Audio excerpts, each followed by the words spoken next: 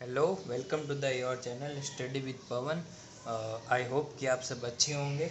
तो अपन ने शक्ति कुमार तक की बात कर ली थी। अब अपन आगे बात करते हैं कि इसके बाद कौन इम्पोर्टेंट शासक बनते हैं। तो शक्ति कुमार के बाद जो इम्पोर्टेंट शासक बनते हैं उनका नाम है जैत्र सिंह। उनका नाम है जैत्र सिंह। और जैत्र सिंह का जो शासनकाल वो माना जाता है वो 1213 से लेकर के 1250 तक माना जाता है। जैत्र सिंह का जो शासनकाल माना जाता है वो देखो। अब जैत्र सिंह के शासनकाल की दो बातें इंपॉर्टेंट हैं। पहली बात, 1227 में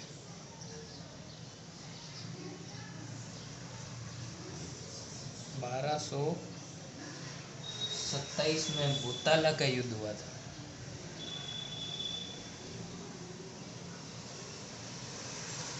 बारह सौ सत्ताईस में भूताला का युद्ध में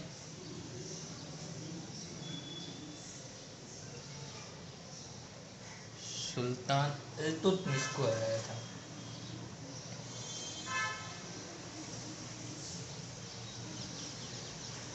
इल्तुतमिश को हराया।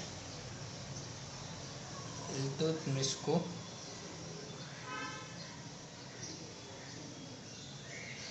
उसके बाद 1248 में 1248 में सुल्तान नासिरुद्दीन शाह को सुल्तान नासिरुद्दीन सुल्तान नासिरुद्दीन को हराया। ठीक है। तो गौरी शंकर देखो, जीएच ओझा ने इनके बारे में क्या कहा। गौरी शंकर ओझा ने इनके बारे में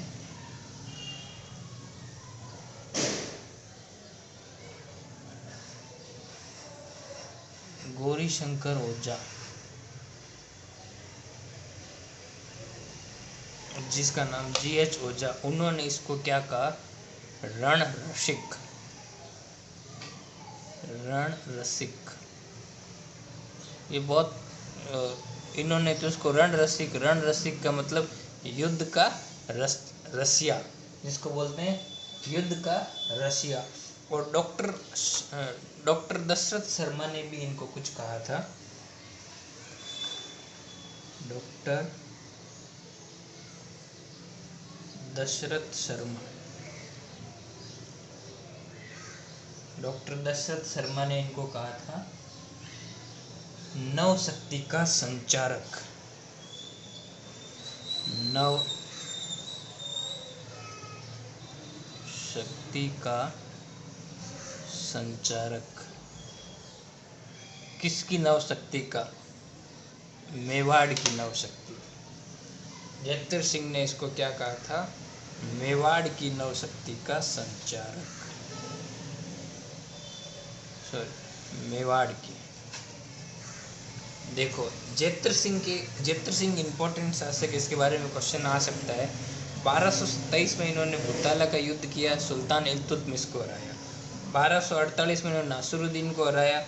और जीएच ओझा इनके बारे में क्या कहते हैं? जीएच ओझा कहते हैं ये क्या है, रण रसिक है, यानी कि रण का रसिया है।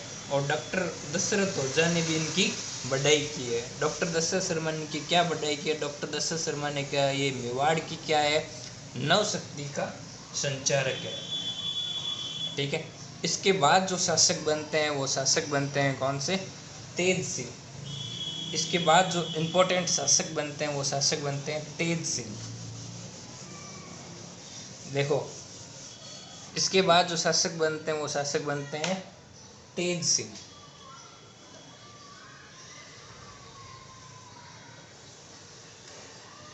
तेज सिंह शासक बनते हैं, जिनका शासनकाल होता है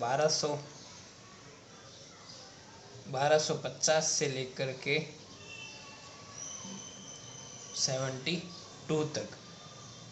देखो, तेज सिंह की दो उपाधियां, तेज सिंह की इंपॉर्टेंट दो उपाधियां। पहली उपाधि जो मानी जाती है वो कौन सी उपाधि है? वर वल्लभ, वर वल्लभ, पहली उपाधि वर वल्लभ। दूसरी उपाधि जो है वो है पौड़ प्रताप, पौड़ प्रताप।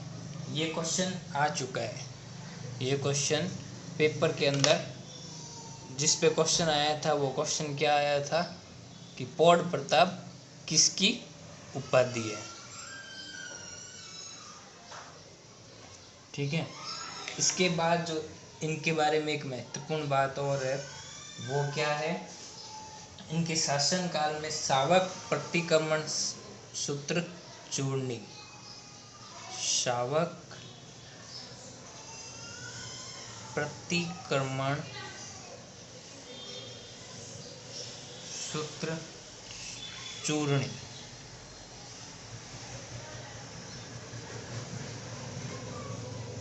शावक प्रतिक्रमण सूत्र चूर्णी, ये कब लिखा गया था? ये 1200 में लिखा गया था, सन 1200 में,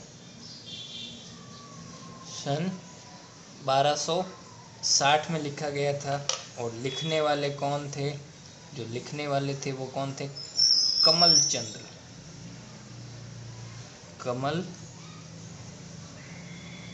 कमल चंद्र के द्वारा लिखा गया था।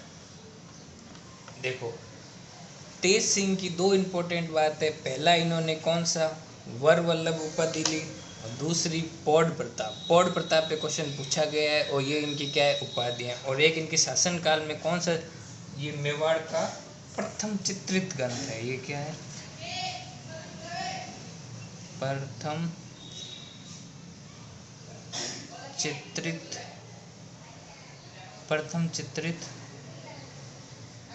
ग्रंथ है। ये प्रथम चित्रित क्या है? ग्रंथ है। इनके शासन काल का प्रथम चित्रित ग्रंथ है। ये प्रमाणिक प्रथम चित्रित ग्रंथ है। और किसके द्वारा लिखा गया है? कमल चंद्र के द्वारा। ठीक है, इसके बाद जो शासक बनता है वो बनते हैं समर सिंह, समर सिंह। इसके बाद जो शासक बनते हैं वो कौन से बनते हैं? समर सिंह। और समर सिंह का शासन काल है 1272 से लेकर के 1301 तक। ठीक है, तो इनके दो पुत्र हुए। इनके क्या है? दो पुत्र हुए। पहला पुत्र कौन सा था? रतन सिंह, पहला रतन सिंह। और दूसरा कौन हुआ? कुंभकर्ण, कुंभकर्ण। देखो, कुंभकर्ण कहाँ चला गया था? नेपाल। कुंभकर्ण नेपाल चला गया। कौन चला गया? कुंभकर्ण। तो आज भी क्या है कि जो नेपाल के जो शासक है, नेपाल के जो लोग हैं वो किसके? मेवाड़ के वंशज बताते हैं। और वहाँ पे नेपाल जाकर के उसने कौन से वंश की? गोहिल वंश की।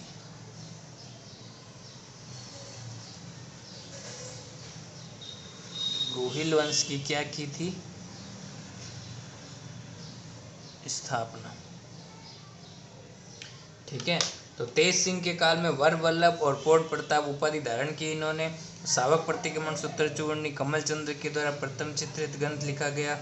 दूसरा है समर सिंह। समर सिंह के बारे में समर सिंह के दो पुत्र हुए, एक रतन सिंह और दूसरा कुंभकर्ण। कुंभकर्ण ने नेपाल जाकर के गोहिल वंश की स्थापना की और रतन सिंह क्या बने? यहाँ के शासक बने। तो अपन अब बात करते हैं रतन सिंह की। देखो, रतन सिंह 1301 से लेकर के 1303 तक, मतलब राजा बना और बनते ही पत्ता साफ हो गया। ठीक है, अब रतन सिंह के बारे में बात करते हैं।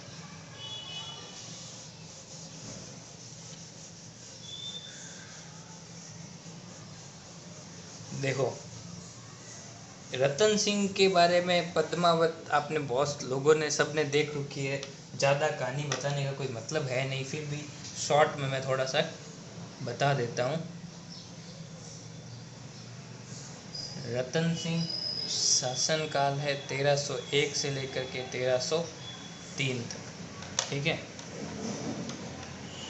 1303 तक। जैसे ये भारत है और यहाँ है श्रीलंका। ठीक है, सिंहल द्वीप,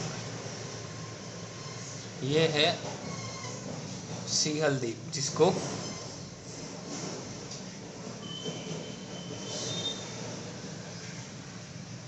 ये सिंहल द्वीप है। तो ये क्या है, मेवाड़। ये अपना क्या है, मेवाड़। तो यहाँ से सुना है कि रावल रतन सिंह मेवाड़ से यहाँ किसी भेष बदल के लगभग 10 से 12 साल सिंहल द्वीप जाते थे, और सिंहल द्वीप जाते थे, और उसी में क्या है कि इनको कौन भेष बदल के जाते थे। तो यहाँ की जो सिंहल द्वीप की जो राजा है गंधर्व सेन, कौन है भाई, गंधर्व सेन। और गंधर्व सेन की पुत्री का क्या नाम है, गंधर्व सेन की पुत्री का नाम है पद्मावती, पद्मनी। गंधर्व सेन की पुत्री है पद्मनी। ठीक है, और इनकी गंधर्व सेन की वाइफ का नाम क्या है, चंपावती।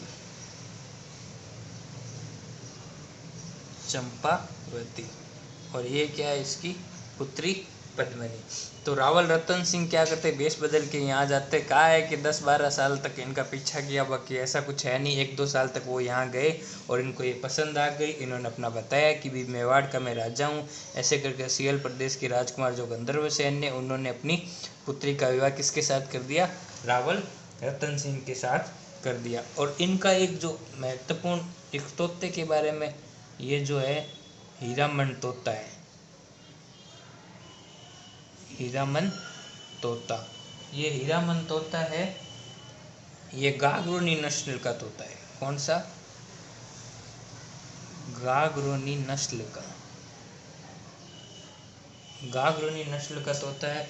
इसी ने ही क्या बताया था रतन सिंह के बारे में कि भाई यहाँ पे एक राजकुमारी है इसलिए।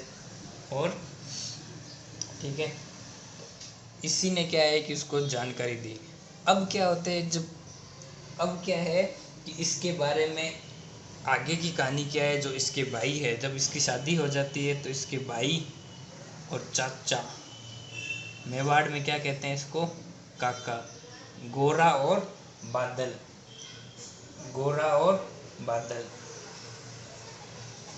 भाई क्या है,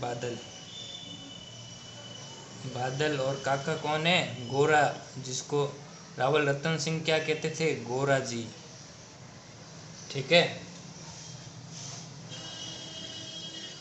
यहाँ तक की कहानी ये होगी। अब जो अलाउद्दीन खिलजी का जो बताया जाता है, अब ये तो कहानी है, सबको पता है लगभग, इसे बताने का कोई मतलब नहीं था ना, कहानी कोई पूछेगा।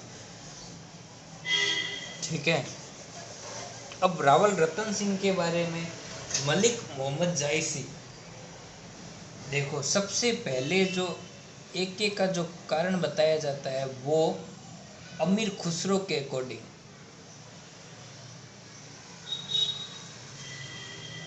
अमीर खुसरो क्या कहता है, ये राजनीतिक महत्वाकांक्षा, राजनीतिक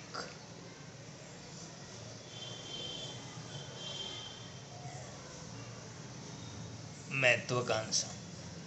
ठीक है, दूसरा क्या है, मलिक मोहम्मद जायसी, मलिक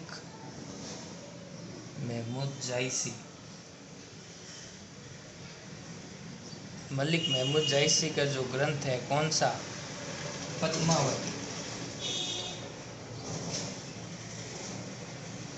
पद्मावत में क्या बताया गया है, पद्मिनी को पाना।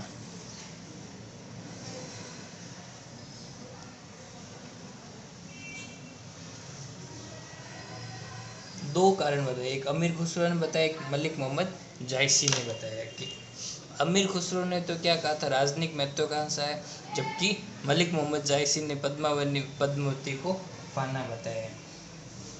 ठीक है। तो अब देखो गोरा और बादल, एक इनके शासन, देखो गोरा और बादल,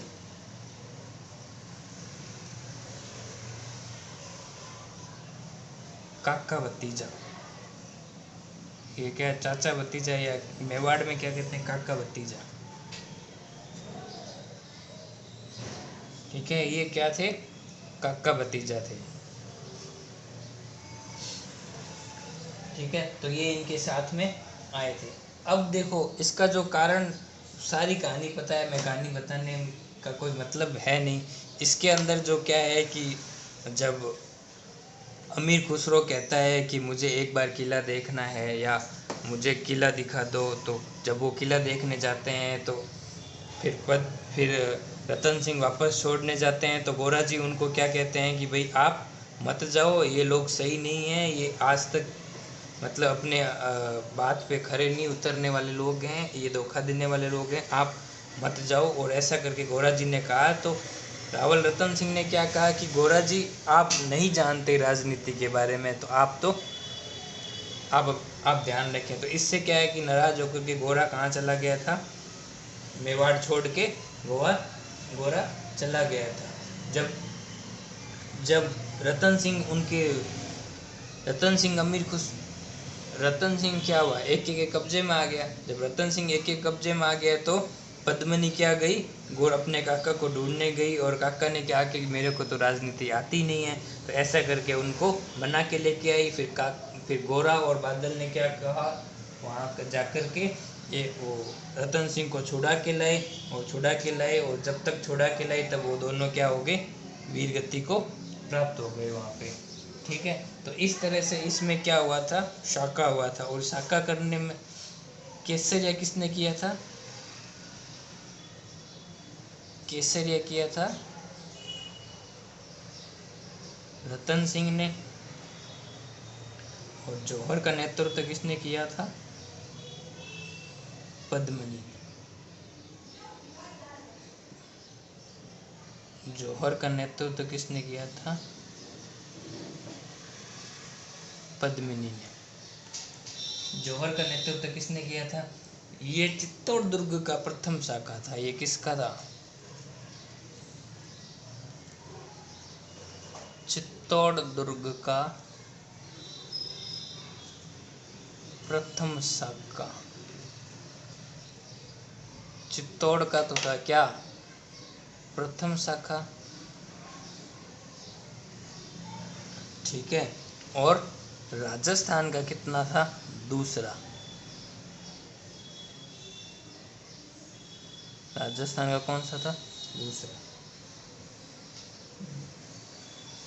ये चित्तौड़ का प्रथम शाखा था।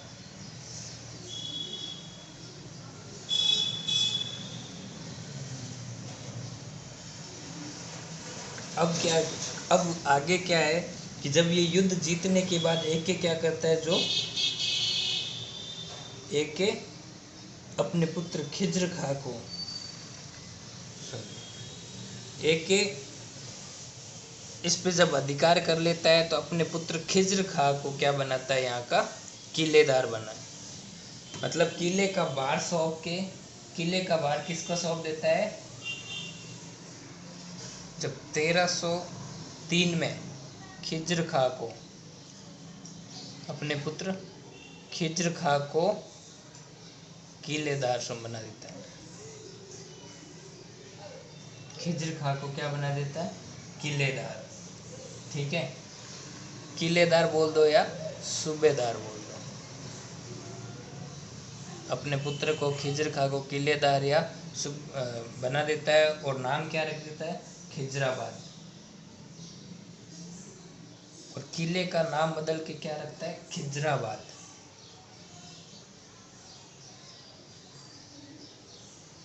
खिजराबाद नाम बदल कर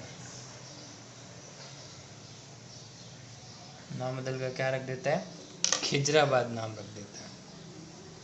और सूबेदार किसको बनाता है, इसको।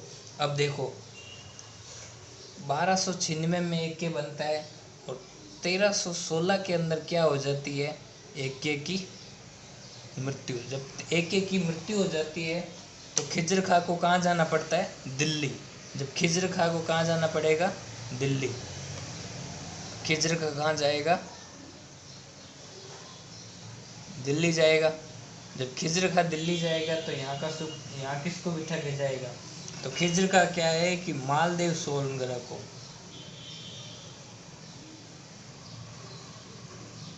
मालदेव सोनगरा को इसका भार सौंप कर चला जाता है।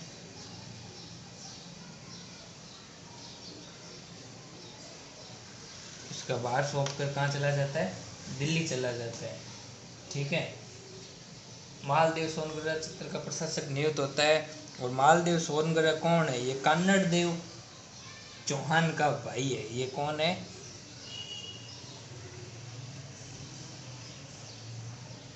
ये कौन है, कन्नड़ देव चौहान। कन्नड़ देव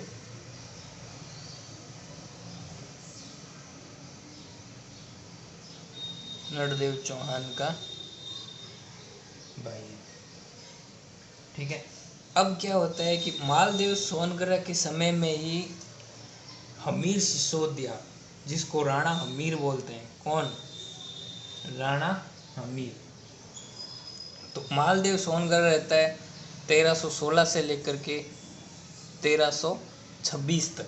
तो 1326 तक उस समय क्या है कि राणा हमीर इसी के पास रहता है और ये कार्यभार संभालता है। कहते हैं कि मालदेव सोनगरा अपनी पुत्री का विवाह हमीर सिसोदिया के साथ कर देता है। और ये कौन से गांव का होता है, सिसोदा गांव का। कौन से गांव का, सिसोदा गांव का। सिसोदा गांव होने के कारण इसको कौन सी शाखा बोला जाता है, सिसोदिया शाखा बोला जाता है। ठीक है। ये राणा हमीर कहाँ का है, सिसोदा गांव का है। ठीक है। यह चित्तौड़, ये सिसोदा गांव का है। और इस अब देखो 23 साल तक यहाँ पर कौन सी शाखा का नहीं होता है, 23 साल तक यहाँ का गोहिल वंश का कोई भी शासक नहीं रहता है। गोहिल वंश नहीं रहता है। कितने साल तक, 23 साल तक, 1303 से लेकर के 1326 तक। और 1326 के अंदर कौन आता है, अमीर सिसोदिया। 1326 से लेकर के 64 तक अमीर सिसोदिया शासक बनता है। ठीक है। तो खिज्र खां को किलेदार या सूबेदार बना देते हैं। अब खिज्र खां कब तक रहता है, 96 से लेकर के 16 तक। 16 में को 96 से 16 तक को AK की मृत्यु हो जाती है। तो खिज्र खां को कहाँ जाना पड़ता है, दिल्ली जाना पड़ता है। और वो मालदेव सोनगरा को किले का भार सौंप कर चला जाता है। और ये मालदेव सोनगरा कन्नड़ देव चौहान का भाई है। जब मालदेव सोनगरा की मृत्यु हो जाती है 1326 के अंदर, तो राणा हमीर सिसोदिया यहाँ पे शासक बनता है। कौन शासक बनता है, राणा हमीर सिसोदिया।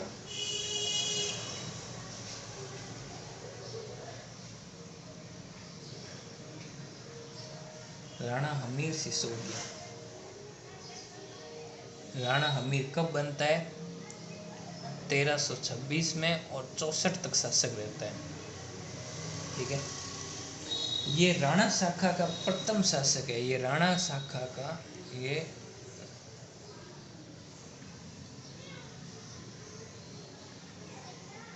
राणा शाखा का प्रथम शासक होता है। ये राणा शाखा का क्या होता है, प्रथम शासक होता है। ठीक है। कुंभा ने अपनी ग्रंथ में,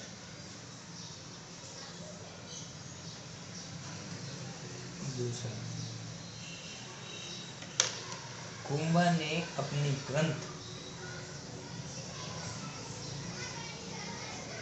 ग्रंथ कौन सी, रसिक प्रिया में, इम्पोर्टेंट बात है ये, रसिक प्रिया में, ये इम्पोर्टेंट क्वेश्चन है और बहुत बार आ चुका है। रसिक प्रिया में अमीर को क्या कहा गया? अमीर सिसोदिया है ये, अमीर सिसोदिया या अमीर राणा, इनको क्या कहा है? विषम घाटी का पंचानन, विषम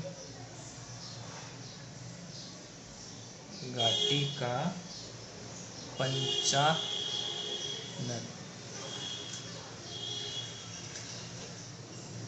कुंभा ने अपने ग्रंथ रसिक प्रिया में राणा हमीर को या राणा हमीर को क्या कहा है? विषम घाटी का पंचानन। राणा हमीर को विषम घाटी का क्या कहते हैं? इनको पंचानन कहते हैं। ठीक है। इसके समकालीन सुल्तान कौन थे? इसके समकालीन सुल्तान मोहम्मद बिन तुगलक। समकालीन सुल्तान, ये भी क्वेश्चन आ रखा है कि अमीर सिसोदिया का समकालीन सुल्तान कौन था? सुल्तान MBT, मोहम्मद बिन तुगलक। कौन था भाई? मोहम्मद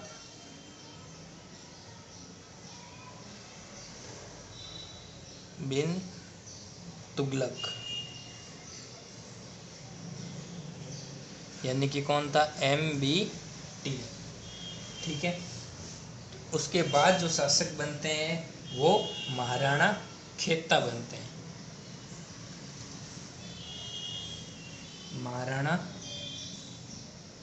महाराणा खेता शासक बनते हैं। उनका जो शासनकाल रहता है वो 1364 से लेकर के 82 तक। राणा हमीर के बारे में, राणा हमीर प्रथम शासक था। इनको कुंभा ने इनको क्या कहा था? कुंभा ने अपने ग्रंथ रसिक प्रिया में राणा हमीर को विषम घाटी का पंचानन कहा। इनका समकालीन सुल्तान कौन था? मोहम्मद बिन तुगलक। और महाराणा खेता या इसको क्या बोलते हैं? छेत्र सिंह। महाराणा खेता या इसका दूसरा मार्कशीट में नाम क्या था? छेत्र सिंह। प्यार से इसको नाम क्या बोलते थे? छेत्र सिंह। और अपने मार्कशीट में इसने नाम क्या रख लिया था? महाराणा खेता। देखो, इस महाराणा खेता या छेत्र सिंह के शासनकाल में इन्होंने मालवा के शासक, इन्होंने क्या किया था?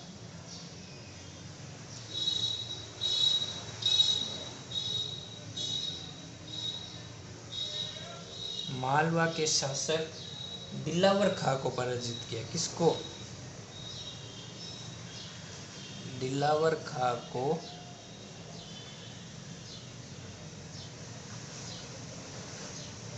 पराजित किया।